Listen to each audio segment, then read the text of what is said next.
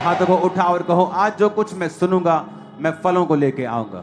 अंधकार की शक्तियां चुरा ना पाएंगी इसको, क्योंकि जो कुछ मैं सुनूंगा मैं उसे मानूंगा और उसका प्रचार करूंगा। ऊंची आवाज में प्रार्थना करें। थैंक यू जीसस बोलते हैं। दूसरा कुरिन्थियों 3 उसकी 7 से लेके 18 आयत तक मैं इसे पढ़ूंगा।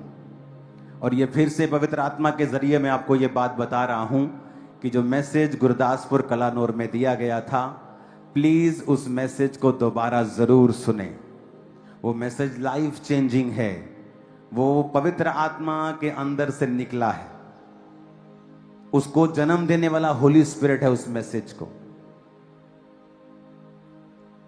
क्योंकि मुझे इतना तो मालूम था कि इस विषय के ऊपर मुझे मैसेज देना है, लेकिन जितना मैं बोला हूं मुझे उतना मालूम नहीं था कि मैं इतना बोलूंगा।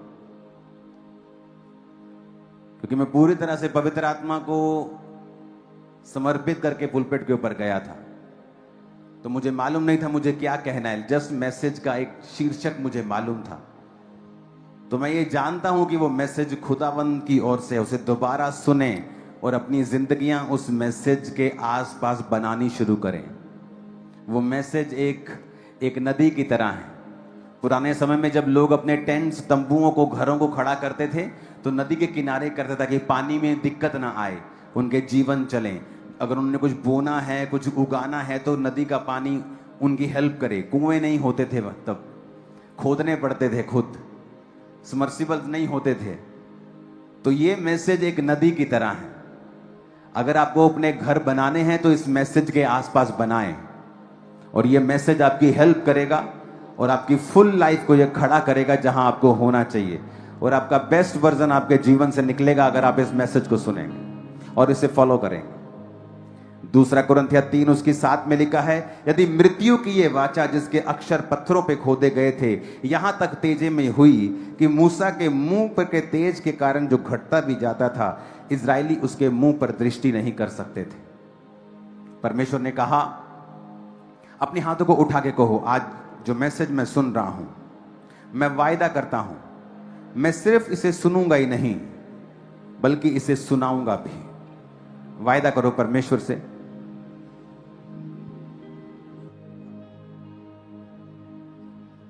इन जीसस नेम। उस वचन को मैं चाहता हूं कि ये वचन आप ध्यान से इसे नोट करें। दूसरा कुरिन्थियों 3 7 से 18, रोमियो 12 उसकी 2 आयत, फिलिप्पियों 1 उसकी 6 आयत और कुलस्सियों 3 उसकी 10 आयत। उसमें लिखा कि मृत्यु की वह वाचा जिसके अक्षर पत्थरों पे खोदे गए थे, कि जब मूसा उस आज्ञा को लेकर नीचे आया था, इसकी गूंज कम करो, तो वचन कहता है कि उसके मुंह से तेज निकल रहा था। और जब इजरायलियों ने उसके मुंह की ओर देखा कि इसके मुंह पर से लाइट शाइन निकल रही है, उसका मुंह शाइन हो रहा है, एक शाइनिंग लाइट उसके मुंह से निकल रही है, तो वो डर गए और उसके मुंह को वो देखना नहीं चाहते थे। तो परमेश्वर ये कह रहा है कि अगर वो वाचा जो मौत की वाचा थी, क्योंकि शब्द मारता है, क्योंकि उस वाचा को कोई भी पूरा नहीं कर सकता था, तो सब मौत के नीचे थे। कहता अगर वो वाचा तेजोमय थी तो सोचो वो वाचा जो परमेश्वर यीशु मसीह ने दी वो और भी तेजोमय क्यों ना होगी।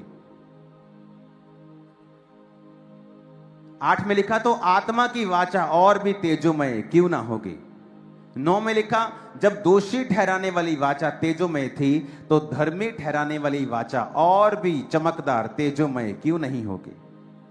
और जो तेजोमय था वह भी उस तेज के कारण जो उससे बढ़कर तेजोमय था कुछ तेजोमय न ठहरा, क्योंकि वह तो जो घटता जाता था तेजोमय था, और वह जो स्थिर रहेगा और भी तेजोमय क्यों ना होगा। अब इस वचन को बड़े ध्यान से हमें समझना पड़ेगा कि परमेश्वर ने हमें क्यों बुलाया है। लिखा 16 आयत में, जब कभी भी उनका हृदय प्रभु की ओर फिरेगा तो वो पर्दा उठ जाएगा। 17 में लिखा, प्रभु तो आत्मा है और जहां कहीं परमेश्वर का आत्मा है वहां स्वतंत्रता है। 18 में लिखा, परंतु हम जब हम सबके उघाड़े चेहरे से प्रभु का प्रताप इस प्रकार प्रकट होता है जिस प्रकार दर्पण में, तो प्रभु के द्वारा जो आत्मा है हम उसी तेजस्वी रूप में अंश अंश करके बदलते जाते हैं। अब यहां पर उसने कहा कि जब मूसा आसमान में गया और परमेश्वर ने उसे अपने हाथ से लिखी हुई वाचाएं दी, और जब वो नीचे आया तो उसके चेहरे पे इतनी किरणें निकल रही थी कि लोग डर रहे थे उसका चेहरा देखने के लिए। तो वचन में लिखा है कि उसका चेहरा जब देखने में डरने लगे तो मूसा ने अपने चेहरे के ऊपर पर्दा डाल लिया। तो वो पर्दा डाल के अपने चेहरे पे लोगों से बातें करता था, क्योंकि उसका जो तेज था चेहरे के ऊपर वो बहुत ज्यादा था। और धीरे धीरे जब मूसा नीचे रहा पृथ्वी के ऊपर तो वो तेज घटता गया। तो पौलुस ये कह रहा है कि वो तेज जो घटता रहा, क्योंकि वो एक दोषी ठहराने वाली वाचा जब वो मूसा लेके आया वो तब उसको मिला। तो सोचो, जो धर्मी ठहराने वाली वाचा है, जो नया नियम है, जो जीसस क्राइस्ट ने कहा कि अब तुम्हें उस पुराने नियम को मानने की जरूरत नहीं है, मैं उसे खत्म करने नहीं परंतु पूरा करने आया हूं, कि अब तुम्हें बैलों और बकरों का लहू देने की जरूरत नहीं है, अब तुम्हें नए नए चांद और नई नई चीजों को मानने की जरूरत नहीं है, अब मैं आ गया हूं, मैंने अपना लहू तुम्हारे लिए बहाया। एक ही बार में जगत के सारे पापों के लिए मेमने ने अपना लहू बहाया और वो पिता के पास चला गया। इसलिए उसने मरियम से कहा था अभी मुझे मत छू, मैं अभी पिता के पास नहीं गया हूं। और वो पिता के पास अपने ही लहू को लेकर गया और पूरे जगत के लिए अपने लहू को परमेश्वर के सामने चढ़ाया। तो परमेश्वर कहता है दोषी ठहराने वाली वाचा अगर तेजोमय थी तो सोचो जो धर्मी ठहराने वाली वाचा है वो कितनी तेजोमय होगी। आप उस ग्लोरी को महसूस कर सकते हैं, आप उस ग्लोरी में जी सकते हैं जो पुराने नियम के लोग भी नहीं जी पाए। तब किसी किसी के ऊपर आत्मा उतरता था, किसी किसी को परमेश्वर के दर्शन होते थे, किसी किसी को पवित्र आत्मा भविष्यवाणी का वरदान देता था। लेकिन अब नया नियम में लिखा है कि मैं अपना आत्मा सब मनुष्यों के ऊपर उंडेल दूंगा, सब मनुष्यों के ऊपर। अगर 120 लोग प्रार्थना कर रहे थे तो आत्मा 110 लोगों के ऊपर नहीं उतरा, वो 120 के ऊपर ही उतरा। यानी अब परमेश्वर चाहता था कि यीशु मसीह के जन्म के बाद, उसके जी उठने के बाद, क्रूस पे लटकाया गया, मारा गया, गाड़ा गया, तीसरे दिन मुर्दों में से जी उठा। अब उसके जी उठने के बाद लोगों को यह बातें समझ आए कि अब तुम्हारा जो अप्रोच है परमेश्वर के सामने वो अलग हो गया है। अब वो कहता कि अब तुम परमेश्वर के ही तेजस्वी रूप में अंश अंश करके बदलते जाते हो। जब आप रोज परमेश्वर की प्रेजेंस में अब बैठते हैं तो परमेश्वर आपको एक ही दिन में प्रेरित नहीं बना देगा, आपको एक ही दिन में यीशु नहीं बना देगा। वो आपकी लाइफ पे अंश अंश करके काम करता है। एक कमी आपकी लाइफ से वो निकालने के लिए वो आपकी अगुवाई करता है। जब आप रोज उसकी प्रेजेंस में बैठते हैं, वो कहता वो ग्लोरी जो मूसा के चेहरे पे थी अब वो तुम्हारे चेहरे पे आ सकती है, तुम्हारी लाइफ पे आ सकती है। मूसा ने वो ग्लोरी तब पाई जब वो परमेश्वर की हुजूरी में था। कहते वो ग्लोरी तो वो थी जो घटती जाती थी। सोचो वो ग्लोरी जो प्रभु यीशु मसीह तुम्हें देंगे वो तो घटेगी भी नहीं। हमें आत्मा में कई बार समझने की जरूरत है। अब यहां पे वो कह रहा है, कभी आपने नोटिस किया जब शादी करके बहुत साल हो जाते हैं, 15-20 साल हो जाते हैं, तो हस्बैंड वाइफ्स की शक्लें भी मिलने लगती हैं एक दूसरे से। कभी नोटिस किया आपने? किसने नोटिस किया? हाथ खड़ा करो, मैं देखता हूं कुछ है मेरे साथ, हाथों को हिलाओ। आप देखना कई बार ध्यान से, उनका स्किन टोन मिलने लगती है। क्यों? क्योंकि वो एक जैसे ही खाना खाते हैं, एक जैसी वातावरण में रहते हैं, सब कुछ एक जैसा ही हो गया है, वो आपस में वो शक्लें भी मिलने लग जाती हैं।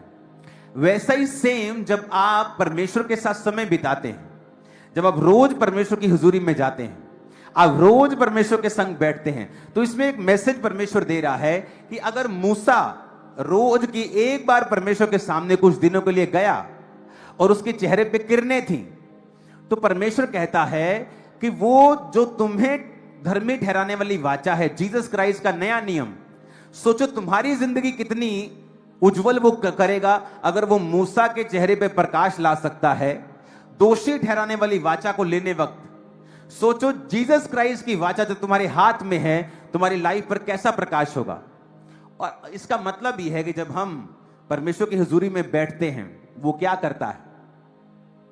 वो हमारे लाइफ से हमें ग्रेस देता है, हमें कंट्रोल देता है, हमारी जिंदगी के ऊपर काम करता है, हमें अपनी कमियों को याद करवाता है, और हम अंश अंश करके, बिट बाय बिट करके, इसलिए जो क्रिश्चियन जर्नी है, ये जर्नी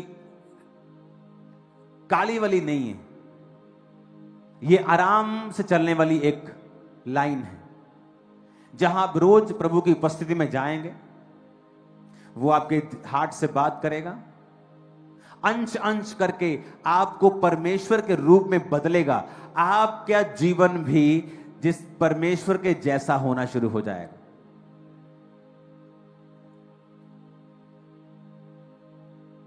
परमेश्वर के अंदर कोई डर नहीं है, उसको बीमारी से डर नहीं लगता, उसको शैतान से डर नहीं लगता, जादू टोना उसकी आंख को झेल भी नहीं सकता। एक नजर जादू टोने में पड़ी तो वो भस्म हो जाएगा, भस्म से भी भस्म हो जाएगा, उसकी भस्म भी भस्म हो जाएगी। वैसा स्वभाव परमेश्वर आपको देते हैं। जब आप उसकी प्रेजेंस में जाते हैं रोज, फिर वही बीमारी आपको डरा नहीं पाएगी, और आपकी लाइफ की क्लैरिटी आपको नजर आएगी कि मुझे क्या करना है, मुझे कैसे आगे बढ़ना है। और कई बार आपको अगर समझ भी नहीं आएगी, आप उसी रास्ते नेचुरली चलना शुरू कर देंगे जो परमेश्वर ने आपके लिए ठहराया होगा। ये ब्यूटी है क्राइस्ट की। आपको लगेगा कि मैं परमेश्वर प्रार्थना करूं, मुझे समझ नहीं आ रहा, लेकिन नेचुरली आप वही लाइन पे चले जाएंगे जो परमेश्वर ने आपके लिए ठहराई होगी। आज मैं बाइबल टीचिंग दे रहा हूं, आज बच्चों के लिए वचन नहीं है। हालेलुया। फिलिप्पियों 1:6 में लिखा, मुझे इस बात का भरोसा है कि जिसने तुम में अच्छा काम आरंभ किया वो उसे यीशु मसीह के दिन तक पूरा करेगा। कैसे पूरा करेगा? तुम परमेश्वर की प्रेजेंस में होंगे, और परमेश्वर ने जिस काम के लिए तुम्हें तैयार करना है वो तभी कर पाएगा जब तुम अंश अंश करके बदलोगे, और अंश अंश करके तभी बदलोगे जब उसकी हुजूरी में रहोगे।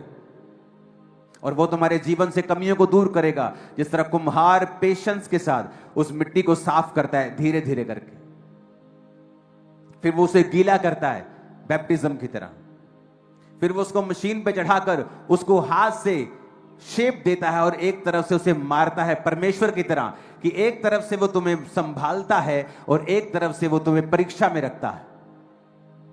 मैं आपको बता रहा हूं कि अगर आपकी लाइफ में, क्योंकि परमेश्वर के पास एक मकसद है, जिस तरह दाऊद की जिंदगी में मकसद था कि वो उसे राजा बनाना चाहता था, पर 30 साल तक वो राजा नहीं बना।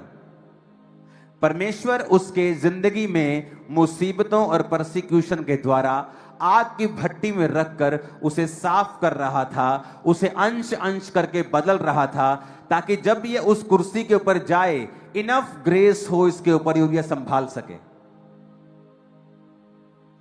मान लीजिए आप, परमेश्वर ने आपकी लाइफ में एक बुलाहट दी है और एक टारगेट है। अगर आप हाउसवाइफ हैं, आप एक नॉर्मल वर्कर हैं, आप एक नॉर्मल दिहाड़ी वाले हैं, चाहे किसी कंपनी के सीईओ हैं, परमेश्वर की योजना आप सबके लिए एक है, अलग अलग सबके लिए है, लेकिन योजना उसकी एक है। वो आपको अपनी ग्लोरी में लेकर जाना चाहता है, आपको अंश अंश करके बदलना चाहता है और आपको इस्तेमाल करना चाहता है। लेकिन वो तभी आपको इस्तेमाल करेगा जब आप उसके जैसे होंगे, क्योंकि वो शैतान जैसे को इस्तेमाल नहीं करेगा। अब क्या होता है? अब एक चेंज आता है। वो चेंज क्या है? मान लो आप एक बहन है और आपकी जेठानी के साथ बिल्कुल बनती नहीं, आप हर टाइम कुड़कुड़ करती हैं, हर टाइम आप उसको नीचा दिखाने की कोशिश करती हैं या अपना गुस्सा दिखाने की कोशिश करती हैं। ये एक रुकावट है। परमेश्वर कहता, मैं अंश अंश करके तुझे अपने तेजस्वी रूप में बदल दूंगा। फिर क्या होगा? फिर वो होगा जो परमेश्वर ने आपकी लाइफ के लिए सोचा हुआ है कि मैं इसको इस स्थान पे लेके जाना चाहता हूं। मैं इसको उस आत्मा में यहां लेके जाना चाहता हूं, उसके बाद मैं इसकी जिंदगी में बरकत दूंगा और अपनी योजना पूरी करूंगा। पर ये बहन क्या कर रही है, ये भाई क्या कर रहा है, ये दुश्मनी रख रहा है, इसके जीवन में एक कमी है, ये व्यभिचार नहीं छोड़ रहा। फिर परमेश्वर आपको बीमार करेगा और वो आपको गरीबी में डाल देगा और फिर वो आपको परीक्षा में से लेकर जाएगा। आप सोचोगे क्या हुआ, कैसे हुआ, क्यों हुआ, फिर आप बोलोगे यस ये है इधर एक प्रॉब्लम, आप उसे सॉर्ट आउट करोगे और वो एकदम से नजर नहीं आती। आप पहले प्रभु को चिल्लाते रहते, प्रभु क्यों क्यों कर रहे हैं, क्यों कर रहे हैं, लेकिन धीरे धीरे उस दुख की भट्टी की उस तपन में आप सीखते हैं कि अच्छा मुझे माफ करना था, मैं नहीं कर पा रही हूं, नहीं मुझे ये शराब छोड़नी थी, मैं नहीं छोड़ पा रहा हूं। तो परमेश्वर फिर दुखों का इस्तेमाल करता है आपको अपने अंश अंश में तेजस्वी रूप में बदलने के लिए।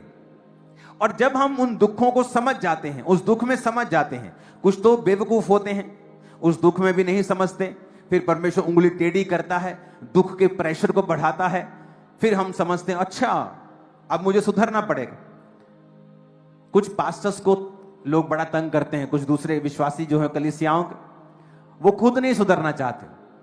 और जब मैं उन पास्टर से मिलता हूं और बोलता हूं अपनी कलीसिया में पाप के अगेंस्ट प्रचार करो, अगर तुम नहीं करोगे तो लोग बीमार रहेंगे, लोग अलग अलग मुसीबतों में रहेंगे और सिर तुम्हारा खाएंगे, तुम्हें बोलेंगे ले हैंड करो, जबकि वो ये नहीं देखेंगे कि हमारी जिंदगी में ये प्रॉब्लम है कि परमेश्वर हमें अंश अंश करके बदलना चाहता है।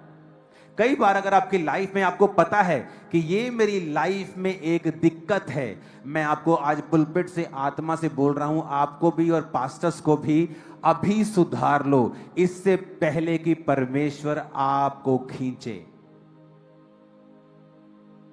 अगर आपको लगता है कि ये टीवी देखना मेरी एक आदत बुरी है, उसे कम कर दो, खत्म कर दो। आपको लगता है कि ये मेरी आदत एक बुरी है, उसे खत्म। परमेश्वर इंतजार करता है, वो बड़ा धीरजवंत है, मजे से करता है। वो 2, 3, 4 साल देखता है आपको, आप नहीं सुधर रहे, फिर वो आपको छूता है, और जब वो छूता है तो बहुत मुश्किल करता है, क्योंकि वो चाहता है कि आप अंश अंश करके बदलें। और उसे पता चलता है कि एक आपकी गंदी आदत ने आपके उस चीज को खत्म कर दिया है।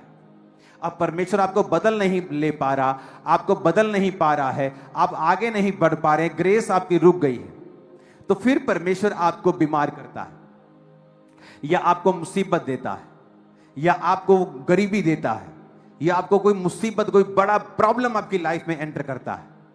और फिर आप मसीह में हैं और आप प्रेयरफुल हैं, बट सडनली आप अपने आप को एक प्रॉब्लम में फंसा हुआ पा रहे हैं। और यह समय होता है जब परमेश्वर धीरे धीरे धीरे आपको रियलाइज करवाता है कि ये प्रॉब्लम तेरी लाइफ में, ये दिक्कत थी, देख तुझे इतना मौका मिला, 6 महीने मिले, साल मिला, तुझे मालूम था 1 साल से कि ये मेरी लाइफ की कमजोरी है, 2 साल मिले, 3 साल, तू नहीं सुधरा, तब परमेश्वर को वो काम करना पड़ा आउट ऑफ लव, क्योंकि वो तुम्हें नाश होता हुआ देखना नहीं चाहता है। अगर आप एक विश्वासी हैं और अगर आपके साथ ये हो रहा है तो शुक्र मनाओ, क्योंकि परमेश्वर ने आपको त्यागा नहीं है, वो आपसे प्यार करता है। और अगर आप एक विश्वासी हैं और आपके साथ ऐसा नहीं हो रहा है गलती करने के बावजूद, you are in a very dangerous place. आप एक बहुत डेंजरस प्लेस पे हैं, क्योंकि परमेश्वर आपको सुधार नहीं रहा तो वो आपको नाश करेगा पूरी तरह से। ये उसकी दूसरी साइड है, मैं आपको बता रहा हूं। अगर उसने आप पर गिव अप कर दिया है ना, लोग बोलते परमेश्वर गिव अप नहीं करता, वो छोड़ दो इस बात को, परमेश्वर बहुत महान है। किसी पास्टर ने प्रीच किया और मुझे इतनी जलन हुई अंदर से। ये जो फेक लोग होते हैं ना, फेक पास्टर्स, फेक प्रॉफिट्स, ये वचन को भी तोड़ मरोड़ के अपने मुताबिक पेश करते हैं, क्योंकि उन्होंने अपने आसपास के जो लोग होते हैं ना, उनमें कुछ गड़बड़ें करनी होती हैं ताकि वो दोषी न ठहरे और सब उनको अच्छी निगाह से देखें। और उसने कहा कि परमेश्वर के पास आपके लिए प्लान्स हैं। If you fail in one plan, he has another plan. That's a biggest joke, rubbish. ऐसा नहीं है, ये बकवास है, ऐसा बिल्कुल नहीं है। परमेश्वर के वचन में मिलावट करनी बंद कर दो। परमेश्वर के पास आपके लिए एक ही योजना है, ओनली वन प्लान। अगर आप उस प्लान से फिरते हैं, उसके पास आपके लिए कोई दूसरा प्लान नहीं। प्लान एक ही है। अगर परमेश्वर ने योना को कहा कि तू निनवे जाएगा, प्लान वही है। योना फंसा, योना मछली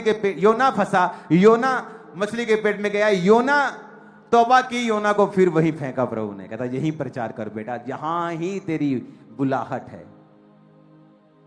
not many plans, only one plan. अब वो तुम्हारे ऊपर है, तुमने वो प्लान जूतियां खा के, पत्थर चाट के पूरा करना है, दुखी होके, बीमार होके, कलेशों में जाके, संकट में पड़ के यू होना है, तो वो तुम्हारी मर्जी है। बहुत से लोगों से मैं अपनी लाइफ में मैं मिला हूं। बहुत से लोगों को मैंने बोला यहां शादी मत कर, अगर तू यहां शादी करेगी तेरी सेवकाई खत्म हो जाएगी। वो सेवकाई खत्म है आज उन लोगों की, टैलेंटेड लोगों की। उन्हें लगा वो अपने टैलेंट से नहीं, कॉलिंग से, और वो कॉलिंग परमेश्वर आपको एक जगह ही देता है, आप 10 जगह नहीं बुलाए गए। आप वो प्लान मिस करते हैं तो आपके ऊपर है। आप उस प्लान पे स्टक रहेंगे सालों साल, वो सालों साल वेट करता है। 20-20 साल मैंने लोगों को उसी पोजीशन पे देखा है, जहां गिरे वहीं पड़े रहे, जब तक उन्होंने फैसला नहीं किया हां हम वापस जाएंगे उसी ग्लोरी में। अब आपके ऊपर है। आपको प्लान समझ आ गया कि परमेश्वर मेरे को अंश अंश करके बदलना चाहता है। उसे दिक्कत नहीं, आपकी लाइफ में बड़ा गुनाह है, छोटा गुनाह है, बड़ा भारी, आप बार बार गलती कर रहे हैं, उसे प्रॉब्लम नहीं है। वो चाहता बस उसे खत्म कर दो, अंश अंश बदल जाओ, दैट्स इट। वो कोई भी गलती हो सकती, उसे छोड़ दो। लेकिन जब आप कंटिन्यू करने लगते हैं और उस वचन के लिए बहाना ढूंढने लगते हैं, उस पाप के लिए, तो परमेश्वर आपको देखता है कि आप एक डेंजरस प्लेस के ऊपर हैं और आप अपनी साल्वेशन गवा सकते हैं, तो फिर वो आपको मुसीबतें देने शुरू करता है। और अगर आपकी स्पिरिचुअल आइज ओपन है, आप समझ जाते हैं कि ओके, मुझे इस लाइफ में इस जगह सुधार करना है। और कई बार परमेश्वर आपको लगातार, पवित्र आत्मा आपको बोलता रहता है ये काम मत कर, इस काम को कम कर दे, इस काम को खत्म कर दे, और आप नहीं सुधरते हैं। आपका स्टेप होना चाहिए। ओके, अगर आप मोबाइल पे ज्यादा समय व्यतीत करते हैं और पवित्र आत्मा आपको रोकता है, तो आपका फर्स्ट स्टेप होना चाहिए कि ठीक है, आज मैंने 3 घंटे बिताए, कल से मैं 2.5 बिताऊंगा, एक हफ्ते बाद मैं 2 घंटे बिताऊंगा, मैं 1.5 घंटा, एक हफ्ते बाद 1 घंटा, मैं नीचे आऊंगा, मैं बेटर होऊंगा हर डे, एवरी डे। परमेश्वर देखता है आपको, ओके ये आदमी सुन रहा है, ये औरत सुन रही है, ये अंश अंश करके चेंज हो रहा है। तो परमेश्वर की योजना बनी रहती है, क्योंकि वो आपको एक स्थान पे लेके जाना चाहता है। अगर दाऊद उस ग्लोरी तक पहुंचना चाहता है जो 16 साल में डिक्लेयर कर दी गई थी मान लो, और 30 साल तक भी उसकी लाइफ में नहीं पहुंची, क्यों? क्योंकि दाऊद की जिंदगी में अभी तक वो बदलाव नहीं हुआ था। जब परमेश्वर ने देख लिया अब दाऊद इस काबिल है, इस ग्रेस को हासिल कर लिया है कि ये उस कुर्सी पे बैठ सकता है, तो भी उसको पूरे इजराइल का राजा नहीं बनाया, एक गोत्र का। कौन था गोत्र? वो कौन सा गोत्र था? ऊंची बोलो, ऊंची बोलो। देखो बाइबल नहीं पढ़ते लगता तुम लोग। कौन से गोत्र का राजा बनाया गया था उसको? यहूदा। एक इजराइल का नहीं, एक गोत्र का। 37.5 साल बाद पूरे इजराइल का राजा बनाया।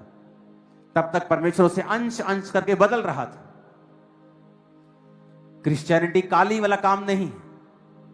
आप 2 साल में ही आप बोलो कि मैं ऐसा बन जाऊं, नहीं होगा। वो धीरे धीरे आपको लेके जाएगा। आप एक दिन वचन सुन रहे होंगे, एक कमी निकल जाएगी। एक दिन वचन पढ़ रहे होंगे, कमी निकल जाएगी। एक दिन प्रेयर में बैठे होंगे, कमी निकल जाएगी। एक दिन वचन सुन रहे होंगे, कमी निकल जाए। और वो धीरे धीरे आपके जीवन से कमियां निकालता है, ताकि उस ग्रेस के लिए आपको रेडी कर सके जो आपकी लाइफ में परमेश्वर देना चाहता है। इससे बेहतर है कि आप एक परीक्षा में फंसें, फिर उससे सीखें। इससे बेहतर है कि जब परमेश्वर धीमी आवाज में आपसे कुछ कह रहा है, उसे फॉलो कर लें। ये मैं as a man of God आपको बोल रहा हूं, और ये होने वाला है।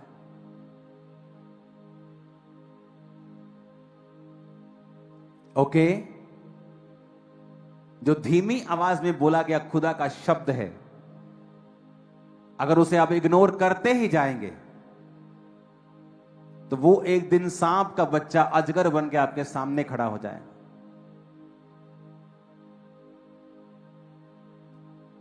जब यीशु ने चंगा किया 38 साल के रोगी को और कहा फिर से पाप मत करना,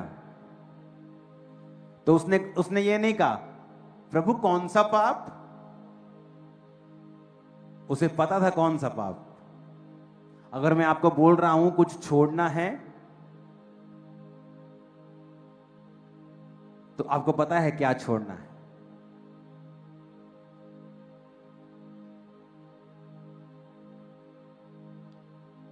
साइलेंस होगी चर्च।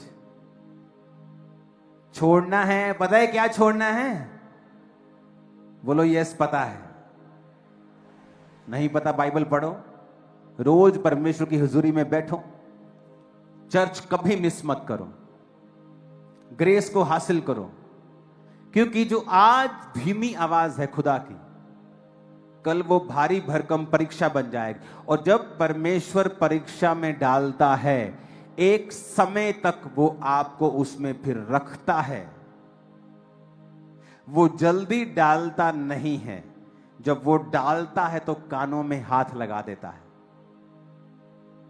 कानों पे हाथ लगवा देता है। फिर वो बेहतर है, अपने पड़ोसी को बोलो कि तू उस परीक्षा में ना पड़े, ये बेहतर है। आमीन। अगर आप पास्टर हैं तो ये वचन दुगनी पावर के साथ आपकी लाइफ में काम करता है। ये वचन, ये वाला, आप तेजस्वी रूप में बदलते भी ज्यादा हैं और आपकी परीक्षा भी भारी है। तो ये पास्टर लोगों के लिए आज बाइबल टीचिंग हो रही है। जुलाई महीना इंपॉर्टेंट है। पास्टर सेमिनार की डेट्स दिखाओ जरा। पास्टर सेमिनार्स पूरे इंडिया से, फॉरेन कंट्रीज से, ये एक स्पेशल सेमिनार है जो फुल 2 दिन चलेगा। Morning session, lunch, evening session, dinner, फिर मॉर्निंग सेशन, लंच, फिर इवनिंग सेशन, फिर डिनर। पास्टर्स के रहने का भी प्रबंध है, कोई आपको पैसा नहीं देना है। आपके खाने का प्रबंध है, कोई आपको पैसा नहीं देना है। रहना, खाना, पीना सब फ्री है। ज्यादा पास्टर्स आ जाएंगे, इस भवन में आप रह सकते हो। ये आपके बाप का, मेरे बाप का घर है। उधर 2 बड़े बड़े एकड़ों में हॉल है, शेड वाले, वहां आप रहेंगे। ये पास्टर सेमिनार में टेस्टिमनीज होंगी पास्टर्स की ही, और टीचिंग होगी, और ये लाइव नहीं होगा। इसमें सिखाया जाएगा जो पास्टर्स दूसरे स्टेट से हैं और परसिक्यूशन का सामना कर रहे हैं, इस परसिक्यूशन में कैसे चलना है, अपनी चर्च को कैसे बचा के रखना है, कैसे तैयार करके रखना है। और लोगों को लगता है कि ये चर्च है, ये बिल्डिंग, ये चर्च है। नो, आप खुदा की चर्च हो, मैं खुदा की चर्च हूं। असली चर्च हम लोग हैं। ये तो एक जगह है जहां हम बैठे हैं। तो उनको सिखाया जाएगा, उनके लिए प्रेयर होगी, ले हैंड होगा, इंपार्टेशन होगी, ऑयल मीटिंग होगी। उसी 4 सेशंस के अंदर वर्शिप होगी। तो आप जितने मेंटरशिप के नीचे पास्टर्स हैं, आप और आपकी मेंटरशिप के नीचे पास्टर्स हैं, वो सब, और उनकी मेंटरशिप के और उनकी मेंटरशिप के जितने भी हम रिश्तेदार हैं वो भी, और जितने पास्टर्स हैं खासकर अदर स्टेट्स के जहां परसिक्यूशन हो रही है, सताव हो रहा है। अगर आप लीडर्स हैं दूसरी स्टेट्स में यहां के, वो आप भी उस मीटिंग को अटेंड करें। ये मार्वलस समय होगा, सुपर टाइम होगा। लाइफ सेम और सेवकाई सेम नहीं रहेगी। आमीन। क्योंकि इसके 1 हफ्ते पहला बड़ी मीटिंग होगी, और उसके बाद वो जो भवन है जहां पे लोग रहते हैं, शेड्स, वहां स्टे करते हैं, वहां पर फिर पास्टर्स वहां पे रहेंगे। तो ये जुलाई महीना इस थर्सडे से ही, जब तक मैं यहां पे हूं 20 दिन, इसे पकड़ लेना आत्मा में हम बड़ा हासिल करने जा रहे हैं। अपने पड़ोसी को बोलो, आराम से सुधर जा। नहीं, दोबारा बोलो इसको। बोलो अपने पड़ोसी को, बोलो जब धीमी आवाज आए तो सुधर जा। मां कई बार करती है ना घर में, ओ कुड़िए आज नहीं गिलास जरा, कुड़ी टीवी च लगी, ए कुड़िए आंदी है ना आवाज पे पूरी, तो बंदा डर जाता है, हाँ मम्मी आया, मम्मी आई। तो परमेश्वर भी ऐसा ही है, जब तुमको धीरे आवाज दे रहा है सुधर जाओ। क्योंकि सुधर जाना, मैं आपको बता रहा हूं, मैं आपको डरा नहीं रहा हूं। अगर आप परीक्षा में फंसे, आप एकदम से नहीं निकलोगे। आप पूरा कोर्स करोगे और उसको सीखोगे, आंसू बहाओगे रोज। एक तरफ परमेश्वर अपना हाथ आपके ऊपर भी रखेगा, आपको नाश नहीं करेगा, और दूसरी तरफ वो आपको तपती उस दुख की भट्टी में डाल देगा। और जब तक आपका कोर्स पूरा नहीं होगा और आप बंदे नहीं बनेंगे, तब तक वो आपको बाहर नहीं आने देगा। मेरी आपका स्पिरिचुअल फादर होने के नाते, आपका अगुवा होने के नाते आपको एक सलाह है, एक विनती है, एक हाथ जोड़ के विनती है कि सुधर जाओ अभी। क्योंकि जब आप परीक्षा में पढ़ते हैं, बहुत सी चीजें बिगड़ती हैं आपके आसपास की भी। फिर वो सुधर भी जाती हैं, लेकिन आपको बहुत चीजों को सहन करना पड़ता है। मेक श्योर जो आपकी लाइफ की कमी है, आप उसे खत्म कर दें। क्योंकि आपको उसके कारण, इसका मतलब ये नहीं है कि 5 साल में नहीं होगी या 6 साल में नहीं होगी। वो कहता, वो धीरजवंत है, धीमा है क्रोध करने में, पर परमेश्वर के हाथों में पड़ना एक भयंकर बात है। मेरा ये विश्वास है आज की बाइबल टीचिंग आपकी लाइफ में बड़ा काम कर रही होगी। इस थर्सडे, इस संडे, कृपया करके जो भी बीमार हैं, अपनी फाइल्स को, टेस्ट फाइल जहां टेस्ट हुए हैं, फोन में नहीं होना चाहिए, और मैं आपको आगे बुलाने वाला हूं। और परमेश्वर ने मुझसे कहा है, अगर आपको रसौलियां है, आपको कैंसर है, अगर आप रिपोर्ट के साथ आ रहे हैं, मैं आपको आगे बुलाने वाला हूं थर्सडे और संडे। आप पर वचन डिक्लेयर करने वाला हूं, वो कैंसर सूख जाएगा, वो रसौलियां सूख जाएंगी, बीमारियां सूख जाएंगी, और आप गवाही के साथ आएंगे। अगर आपके फोन में रिपोर्ट है, आपको आगे नहीं आना दिया जाएगा। आपके हाथ पे पूरा रिपोर्ट आपका होना चाहिए। और ये थर्सडे और संडे दो बार मैं आपके लिए प्रेयर करूंगा। मेक श्योर आप इन दोनों मीटिंग में समय से आए, पहले आए, अपने स्थान को ग्रहण करें, क्योंकि इसी संडे और इसी थर्सडे प्रभु भोज भी होगा। तो ये स्पेशल मीटिंग्स होगी, डिलीवरेंस मीटिंग होगी। मैं स्पिरिचुअली रेडी हूं डिलीवर करने के लिए, आपको भी तैयार रहना है।